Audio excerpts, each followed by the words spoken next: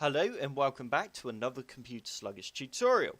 Before we get started, have you subscribed to my YouTube channel yet? If not, be sure to click on the big red subscribe button on my main page. And once you have done this, don't forget to click on that bell to be the first to get notified when I upload a new video. In today's video, I will be showing you how to add a shortcut to any website on your desktop.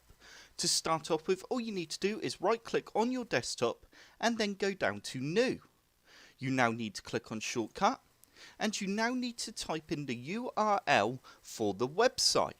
I'm going to go with my YouTube channel, which is www.youtube.com/computer sluggish. And you now need to hit Next, and you now need to choose a name for your shortcut.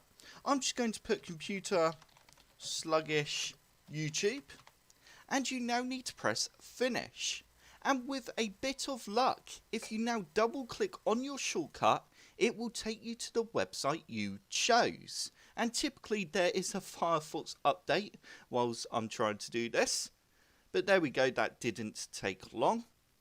And as you can see, it is currently loading, and there we go. It worked.